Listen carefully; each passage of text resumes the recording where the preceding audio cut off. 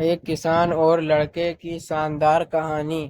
ایک کسان ہوا کرتا تھا، وہ بہت ہی محنتی تھا، اپنے کام کے پرتی ایماندار تھا۔ وہ اپنے چھوٹے سے کھیت میں کام کرتا تھا۔ اس چھوٹے سے کھیت سے ان کو اچھا خاصا دھن پراپت ہو جاتا تھا۔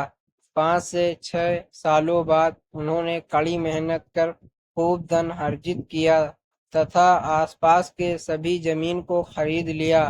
اب ان کو اور زیادہ محنت کرنے کی ضرورت ہوئی۔ وہ اکیلے اس کاریہ کو کرنے میں سمرتھ نہیں تھے، اسی لیے انہوں نے ورکر رکھنے کے لیے اخبار میں اشتہار چھپوا دی تتھا انٹرویو لینے کے لیے بہت سے لوگوں کو بلائے۔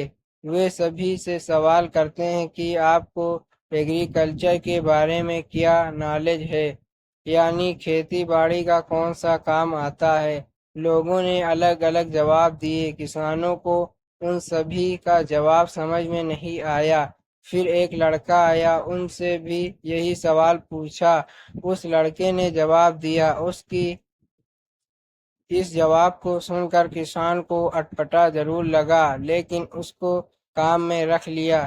کسان نے اس سے پوچھا تھا کہ تم کیا کرو گے؟ اس لڑکے نے بہت ہی پیارا سا جواب دیا، جب طوفان آئے گا تب میں آرام سے سو جاؤں گا۔ کسان کو یہ جواب اٹپٹا ضرور لگا، لیکن اس لڑکے کو کام میں رکھ لیا۔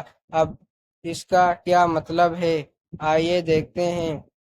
وہ لڑکا کسان کی ہر کام میں مدد کرتا، کھیتوں کی رکشا کرتا۔ ایک دن کسان دوڑتے ہوئے آیا، اس لڑکے کو ڈھونڈ رہا تھا کیونکہ طوفان آیا ہوا تھا۔ انہوں نے دیکھا کہ وہ لڑکا آرام سے سو رہا تھا۔ کسان اپنے من میں کہنے لگے، دیکھو اس پاگل آدمی کو کیسے سو رہا ہے، اسے تو اپنا کام کرنا چاہیے، بیلوں کو باندھنا چاہیے، کھیت کی رکشا کرنی چاہیے۔ کسان اندر گئے اور اس لڑکے کو اٹھائے اور بولا، تمہیں اپنا کاریہ معلوم نہیں ہے کیا؟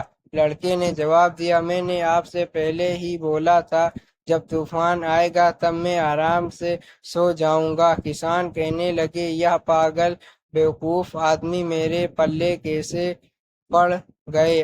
جب تک یہ اٹھے گا تب تک میں اپنا کام کمپلیٹ کر چکا ہوں گا۔ کسان گایوں کو باندھنے کے لیے دوڑے۔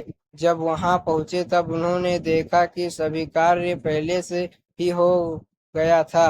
کہانی سے سیکھ: کسان کو اب یہ بات سمجھ میں آیا کہ جب طوفان آئے گا تو میں آرام سے سو جاؤں گا، ارتھات مصیبت آنے سے پہلے ہی سبھی کاریہ کو پورا کر لینا چاہیے۔ بہت سے کسانوں کا یہی حال ہے کہ وہ مصیبت آنے پر ہی کاریہ کو کرنے کے لیے دوڑتے ہیں، پہلے سے کاریہ کو کر کے نہیں رکھتے۔ ہمیں اس لڑکے سے سیکھ لینی چاہیے تتھا اپنے جیون میں بھی اسی پاٹھ کا انوسرن کرنا چاہیے۔